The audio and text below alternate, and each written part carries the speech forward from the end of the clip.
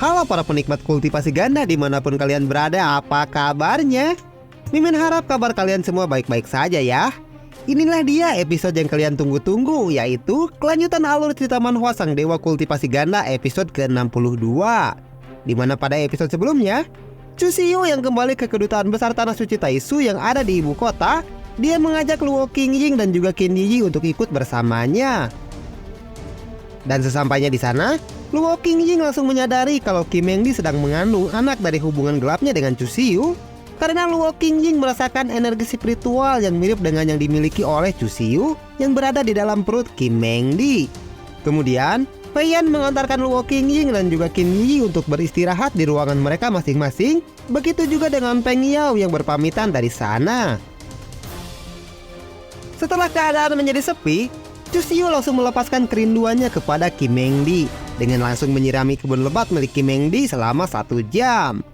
Kim Mengdi yang menyadari kalau Chusiyu memiliki benih dewa di dalam tubuhnya, dia berkata kepada Chusiyu kalau ingin memeriksanya secara langsung menggunakan kesadaran ilahi miliknya. Dan sesampainya di istana Dao milik Chusiyu, alangkah terkejutnya Kim Mengdi karena dia melihat seseorang yang ternyata adalah Old Demon Chu yang merupakan musuhnya. Bagaimanakah kelanjutan kisah mereka? Tanpa banyak berbasa-basi lagi, kita langsung saja menuju ke pembahasannya. Cerita berlanjut. Kim Mengdi langsung menghampiri sosok seorang pria yang ada di hadapannya lalu bertanya, "Apakah kau adalah Chusiyu?" "Tidak, kau bukanlah dia, tapi kau adalah Old Demon Chu." "Semua ini membuatku merasa bingung. Siapa kau sebenarnya? Cepat katakan kepadaku, siapa kau ini?" Chusiyu yang sebenarnya adalah Old Demon Chu, dia hanya tersenyum kepada Kim Mengdi dan berkata, "Apa kau sudah lupa kepadaku? Aku adalah murid pengkhianat yang selalu menemanimu setiap malam." Kim Mengdi pun tidak percaya begitu saja setelah Old Demon Chu mengaku dirinya sebagai Chusiyu yang merupakan murid senior di sekte Gunung Yunxia. Kim Mengdi yang mengetahui kalau Chusiyu dan Old Demon Chu memiliki nama yang sama, dia kembali bertanya kepada Chusiyu untuk memastikannya. "Chusiyu, yang manakah kau ini? Mengapa wajahmu terlihat sama persis dengan si murid pengkhianat?" Chusiyu tidak langsung menjawab pertanyaan dari Kim Mengdi dan berkata di dalam hatinya, "Setelah Master masuk ke dalam istana Dao milikku, dia bisa melihat benih dewa dengan jelas dan bisa saja mengambilnya untuk dirinya sendiri, tapi dia tidak melakukannya. Jika Master mengetahui identitas asliku dan tetap tidak melakukan apa-apa kepadaku, sepertinya dia layak untuk aku percaya." Chusiyu pun memejamkan kedua matanya. Dia bilang, "Old Demon Chu dari tebing Gui Hun adalah aku, dan Putra Suci Taisu juga adalah diriku." Tentu saja Kim Mengdi sangat terkejut mendengarnya dan langsung mencengkram bahu Chusiyu. Dia bilang, "Lalu bagaimana dengan nasib muridku Chusiyu? Apakah kau sudah mengambil alih tubuhnya?" "Tidak, jika kau mengambil tubuhnya, kau tidak akan bisa pergi ke tempat asal dan mengambil niat pedang di sana." Dengan wajah dinginnya Chusiyu menjawab, "Aku memiliki sebuah metode rahasia yang bisa membuat tubuhku menghilang dan kembali bangkit di tubuh orang lain, sehingga aku bisa memiliki kehidupan yang baru. Ngomong-ngomong, kau harusnya berterima kasih kepadaku, karena jika aku tidak menyelamatkan nyawa muridmu saat Kabupaten Kisan diserang oleh klan demon, mungkin muridmu sudah lama meninggal. Aku hanya mengambil tubuh muridmu sebagai ganti karena aku telah menyelamatkan nyawanya. Jadi bukan aku yang telah melenyapkan muridmu, tapi gara-gara luka dalam yang dialaminya saat meridiannya dihancurkan." Wajah Kim Mengdi pun langsung berubah menjadi pucat setelah mengetahui kenyataan itu, dan sambil mengeluarkan keringat dingin dari wajahnya, dia bilang, "Dengan kata lain, kau telah merencanakan untuk melawanku semenjak 30 tahun yang lalu. Kau memang benar-benar sangat licik, sesuai dengan reputasimu sebagai Old Demon Chu." Kemudian, suasana di sana pun langsung menjadi hening seketika, karena mereka berdua tidak mengatakan sepatah kata pun setelah Chusiyu mengungkapkan identitasnya yang sebenarnya kepada Kim Mengdi, kalau dirinya adalah Old Demon Chu yang sekarang berada di tubuh murid Kim Mengdi, yaitu Chusiyu. Lalu Chusiyu memandang ke atas langit dan kembali berkata, "Selama hidupku, terlalu banyak orang yang berkomplot untuk melenyapkanku, meskipun aku sama sekali tidak pernah menyinggung mereka. Hanya suatu kebetulan saja aku terlahir kembali di Tanah Suci Taisu dan memiliki kehidupan yang baru di tubuh muridmu, yaitu Chusiyu. Mungkin semua itu adalah takdir dari langit untuk kita berdua." Kim Mengdi pun mengajukan pertanyaan kepada Chusiyu. Dia bilang, Jadi selama ini kau hanya memanfaatkan diriku untuk meningkatkan kultivasi milikmu dengan terus berkultivasi ganda denganku. Apakah semua itu adalah balas dendam yang kau lakukan terhadapku? Karena aku dulu adalah salah satu dari orang yang memburumu, sehingga kau hanya menjadikanku sebagai alat untuk balas dendam. Chusyu langsung berbalik dan kembali menghadap Kim Engdi. Dia bilang, memang benar, harus aku akui kalau awalnya aku hanya menjadikanmu sebagai alat karena aku ingin membalas dendam kepadamu. Namun seiring berjalannya waktu, aku menganggap kalau Master adalah gadis periang dan lucu, sehingga aku pun jatuh cinta kepadamu. Kim Engdi pun merasa sangat kesal mendengarnya. Dia bilang, berhentilah mengatakan hal menjijikan seperti itu. Kau bukanlah muridku, Chusyu. Kau telah merencanakan hal licik seperti ini lalu menipu dan mempermainkanku. Kemudian Chusyu membentangkan tangannya. Dia bilang, sekarang kita sedang berada di istana Dao milikku. Jadi kau bisa mengambil tindakan untuk melenyapkanku dan aku tidak akan memiliki waktu untuk bertindak. Jika kau merasa kalau aku sudah mempermainkanmu selama ini dan ingin membalaskan dendam kepadaku, kau bisa melakukannya sekarang juga. Lalu Kim Engdi langsung mengangkat tangannya untuk menyerang Chusyu. Tapi terlihat dari wajahnya yang hampir mau menangis itu, dia seperti tidak tega jika harus melenyapkan muridnya sendiri. Meskipun yang ada di hadapannya itu hanyalah tubuh muridnya saja, karena saat ini tubuh Chusyu sudah menjadi milik Old Demon Chu yang merupakan musuhnya. Karena Kim Engdi hanya diam saja dan tidak langsung menyerangnya, Chusyu pun memejamkan kedua matanya. Dia bilang, Master, jangan merasa ragu sedikit pun. Jika kau benar-benar menganggapku sebagai musuhmu, ini adalah kesempatan yang baik bagimu untuk membalaskan dendam kepada aku. Meskipun Chusyu telah pasrah jika Kim Engdi berniat untuk mengambil nyawanya, tapi Kim Engdi tidak kunjung melakukan hal itu. Karena jika sampai Kim Engdi melakukannya, cerita Dewa Kultivasi Ganda akan tamat. Tuh, Arigas Koidma MC nahnya. Dengan mempertimbangkan hal itu, Kim Engdi pun mengurungkan niatnya dan menurunkan kembali tangannya ke bawah sambil tertunduk lesu. Chusyu bilang, apalagi yang kau tunggu? Bukankah kau sudah memburuku sejak lama dan menjulukiku dengan sebutan Old Demon Chu? Dari dulu aku merasa penasaran, kenapa kalian menjulukiku seperti itu? Apakah aku pernah melakukan sesuatu yang merugikan umat manusia sehingga kalian sangat ingin untuk melenyapkanku dari dunia ini? Chusyu kembali berkata, orang-orang yang telah aku habisi adalah orang yang menentangku saja. Apakah kau pernah mendengar kalau aku menghabisi siapapun tanpa pandang bulu? Jawabannya tentu saja tidak pernah, kan? Karena jika aku tidak menghabisi mereka yang menentangku, mereka akan menghabisiku lebih dulu. Dan setelah aku menghabisi mereka, orang tua dan teman-temannya akan datang untuk memburuku. Dan hal itu terus berulang tanpa henti sebelum kalian bisa melenyapkanku dari dunia ini.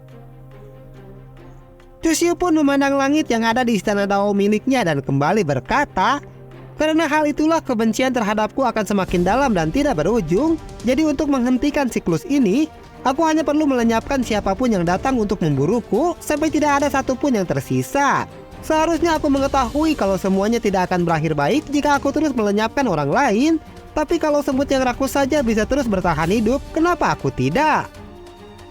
Lalu Chusyu langsung menggenggam tangan Kim Engdi. Dia bilang, untuk menghadapi hal yang tidak berujung ini, aku sudah menyiapkan ratusan juta rencana cadangan dan semua sudah aku perhitungkan dengan sangat baik. Chusyu melanjutkan perkataannya, jika kau menganggap kalau aku telah bersalah dengan mengambil tubuh muridmu Chusyu dan menggunakan identitasnya, tapi menurutku aku tidak melakukan kesalahan apapun. Yang pertama adalah, karena bagiku, hidupku ini jauh lebih berharga dari apapun yang ada di dunia ini. Dan yang kedua, aku telah memberikannya kehidupan kedua selama 30 tahun. Jadi seharusnya dia sangat berterima kasih kepadaku, karena aku juga telah membalaskan dendamnya setelah aku mengambil alih tubuhnya. Sambil tetap memegang tangan Kim Engdi, Chusyu pun mengajukan pertanyaan kepadanya. Master, setelah aku mengambil identitas Chusyu dan menjadi murid senior di Sekte Gunung Yunxia, lalu akhirnya aku mendapatkan jabatan sebagai putra suci Taisu, pernahkah sekalipun aku mempermalukan nama Sekte Gunung Yunxia? Bahkan saat aku pergi keluar dari tanah suci Taisu, kau selalu ikut bersamaku dan menemaniku siang dan malam. Pernahkah kau melihat kalau aku menghabisi orang tidak bersalah gara-gara keegoisanku saja? Kim Engdi yang sekarang menjadi sangat bimbang, Dia hanya menundukkan wajahnya ke bawah dan menjawab pertanyaan dari Cusiu dengan suara yang sangat pelan. Sepertinya kau tidak pernah melakukan hal itu.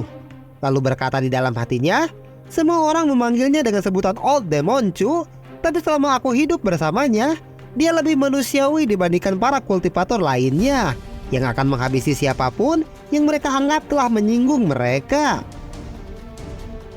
Cusiu kembali berkata, aku sangat mempercayaimu, karena itulah aku mengatakan rahasia terbesarku ini kepadamu. Sekarang jawablah pertanyaan dariku.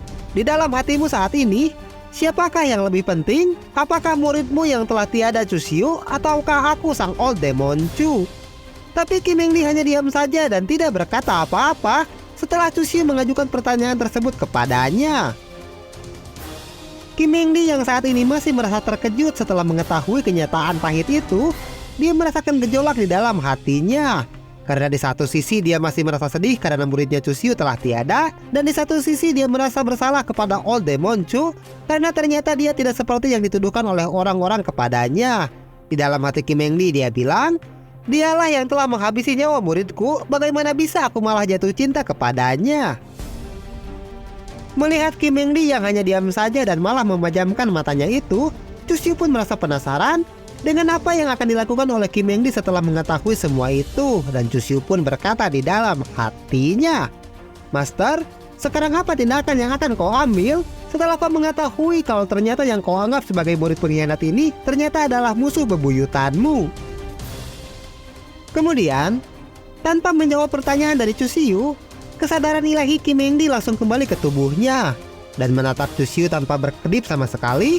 Begitu juga dengan Cusiu yang menatap Kim Eng Lee karena dia merasa penasaran dengan apa yang akan dilakukan oleh Kim Eng Lee setelah mengetahui identitasnya yang sebenarnya. Lalu Kim Eng Lee langsung bangkit dan tidak mengatakan apapun kepada Cusiu dan membuka portal yang terhubung dengan kedutaan besar Tanah Suci Taisu di aula samping. Karena saat ini Kim Eng Lee masih merasa bingung dengan apa yang harus dia lakukan setelah dia mengetahui rahasia besar kalau ternyata muridnya itu adalah orang yang dianggap musuh dari umat manusia. Setelah Kim Eng Lee kembali ke aula samping, Cusiu pun memperhatikan tindakan dari Kim Eng Lee menggunakan tampilan dari segel ibu dan anak surga samsara yang dia pasang di tubuh Kim Eng Lee. Dan terlihat Kim Eng Lee sedang membuka lemari pakaian dari para murid, sehingga Cusiu yang merasa penasaran itu berkata di dalam hatinya, apa yang sedang dilakukan olehnya? Aku hanya ingin mengetahui keadaan bayi yang ada di dalam perutnya itu setelah mentalnya menjadi tidak stabil akibat rahasia yang baru saja dia ketahui. Sementara itu, Kim Eng Lee yang sedang melihat pakaian para murid senior di dalam lemari, dia mencoba membayangkan bagaimana sifat muridnya Cusiu semasa hidupnya. Karena sekarang yang berada di dalam tubuh muridnya itu adalah Old Demonchu. Aku bahkan sudah lupa bagaimana sikapnya saat bertemu denganku. Karena sekarang muridku itu sudah tiada, dia telah menjadi orang lain yang memiliki sikap yang sangat jauh berbeda. Kim Eng Lee pun menyentuh salah satu pakaian murid yang ada di sana dan kembali berkata di dalam hatinya, ternyata di dalam hatiku yang terdalam, muridku Cusiu tidaklah begitu penting, sehingga aku pun sudah melupakannya. Apakah aku Kim Eng Lee sudah melakukan tugasnya dengan baik sebagai master? Tidak terasa Kim Eng Lee mulai meneteskan air matanya dan kembali berkata, aku tidak hanya membencinya, tapi sekarang aku malah merindukannya.